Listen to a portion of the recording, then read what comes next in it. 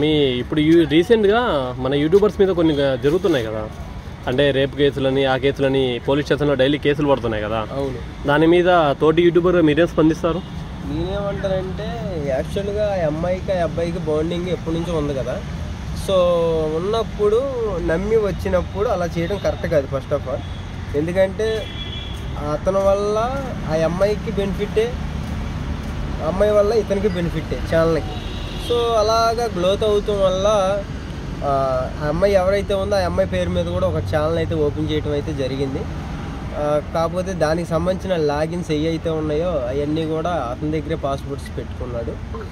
అది అడిగేటప్పటికి ఒక చాలాసార్లు తన మీద రేప్ లాగా చేయటం జరిగింది అని చాలామంది ఇప్పుడు అంటున్నారు. ఇప్పుడు అన్నీ బయటకు వస్తున్నాయి 1 by 1. ఇక్కడ మన పిఎస్లో అయితే కంప్లైంట్ అయితే నమోదు చేశారు. మరి మనోని ఎప్పుడు అరెస్ట్ చేస్తారో తెలీదు, కానీ 100% అరెస్ట్ చేస్తారు. ఎందుకంటే అలాంటి వాళ్ళని మనం సపోర్ట్ చేయకూడదు ఫస్ట్ ఆఫ్ ఆల్. ఎందుకంటే ఫస్ట్ చేసాం అంటే వాళ్ళు చేసే పల్లెటూరు వాతావరణంలో వాళ్ళు చేసే రీల్స్ కానీ వాళ్ళు మాట్లాడే తీరు కానీ చాలా అంటే చాలా బాగుంది. ప్రతి ఒక్కరిని ఆటట్టు ఉన్నాయి. అంటే జనాలందరికీ కూడా ఒక మైండ్ సెట్ గేమ్ లాగా ఉంటుంది. ఇది ఎలా అంటే కొంచెం ఫేమస్ అయ్యేటప్పటికి ఏదో ఒక కేసు అయితే లోపలికి వెళ్ళిపోవడం జరుగుతుంది. అది చిన్న యూట్యూబర్ అవని పెద్ద యూట్యూబర్ అవని అంటే ఫస్ట్ చేస్తున్నారు అమ్మాయిలు మనతో, తర్వాత ఎందుకు ఇలా కేసు పెడుతున్నారు?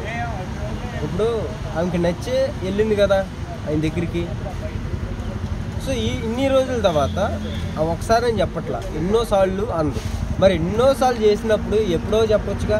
భయపడిందేమో అనుకోవచ్చుగా. మరి ఇప్పుడు ఎందుకు భయపడాలా? తెగించిందేమో, అప్పుడే తెగియవచ్చు కదా. తెగించేదేదో అంటే కరెక్ట్ కాదు. ఇది ఎలా అంటే కొంతమంది మాటలు విని మేము సపోర్ట్ చేస్తాం, నీకు అనుకుంటాము, నువ్వు డేరుగా ఉండు, ఆ ఛానల్ ఎలాగైనా పడిపోవాలి, అది పైకి రాకూడదు అని కొంతమంది ఉండి ఈ అమ్మాయికి రెచ్చగొట్టి ఇలా పెట్టివచ్చు. లేకపోతే వాస్తవాలు ఏం జరిగినాయి అన్నది ఇప్పుడు ఎంక్వైరీలో తేలిద్ది. ఇవన్నీ కూడా మనకు ఒక ట్రెండింగ్ వీడియోలాగా చెప్పుకుంటానికి చూసుకుని కామెంట్లు పెట్టుకుంటాకే తప్ప ఇవన్నీ కూడా చివరికి నథింగ్. అయినా వాళ్ళ బంధువు అంట కదా, అదే మామ అంటది వీడియోలు చేసేది. మరి అది ఎంతవరకు కరెక్ట్ ఏంటన్నది పైన భగవంతుడు తెలియాలిక. మరి ఇప్పుడు యూట్యూబ్ నుంచి వచ్చే డబ్బులల్లా తనే వాడుకుంటానని చెప్పి ఫిర్యాదు చేసింది. వాడుకుంటుందో వాడుకుంటలేదో లేదా ఆయన వాడుకుంటున్నాడా అన్నది కేసు ఎంక్వైరీలో తేలిద్ది. ఆ బ్యాంకు స్టేట్మెంట్ మొత్తం తీస్తారు కాబట్టి దాన్ని బట్టి వాళ్ళు ఏం చేయాలో వస్తుంది, దాని పని తను చేసుకుపోతుంది. అంటే ఇదొకటే కాకుండా ఇంకా వర్షాగతి కూడా జరుగుతుంది కదా మన యూట్యూబర్ల మీద. ఈ ఒక్క కేసే కాదు, ఈ రీసెంట్ కాలంలో దగ్గర 3-4 కేసులు నమోదైంది నార్సింగి పోలీస్ స్టేషన్లోనే. సో దానికి మీరు ఏ విధంగా స్పందిస్తారు? ఒక ఇండస్ట్రీకి సంబంధించి ప్రతి కేసు, ఏ కేసు అయినా సరే నార్సింగ్ పోలీస్ స్టేషన్లోనే కేసు నమోదు అవ్వాలి. ఎందుకంటే ఒక ఇండస్ట్రీకి సంబంధించింది అక్కడే మొత్తం కూడా.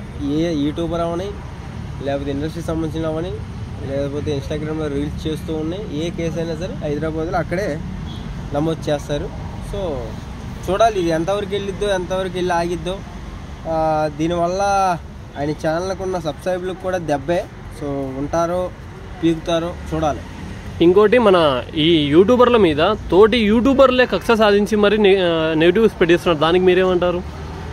అంటే అది అసూయ అంటారు దాన్ని. అంటే మనకంటే ముందు పైకి వెళ్ళిపోతుంటే అసూయ వస్తుంది కొంతమందికి. సో అట్లాగా చేయొచ్చు. సరే, తోటి యూట్యూబర్లు తెలిసి తెలియక మాట్లాడుతున్నారు కదా, పోనీ వాస్తవాలు బయటకు వచ్చాక వాళ్ళని ఏమన్నారు? మరి ఏమంటాం ఏముండదు. ముందు ఒక యూట్యూబర్ని అర్థం చేసుకోవాలి. అర్థం చేసుకోకుండా మాట్లాడితే అంతే, దేవుడే చూసుకుంటాడు పైన. అయితే మీరు ఇప్పుడైతే అదే అంటున్నారు, యూట్యూబర్లకు ఏదన్నా సపోర్ట్ చేయాలంటారు మీరు? 100% చేయాలి. Okay, done. Thank you.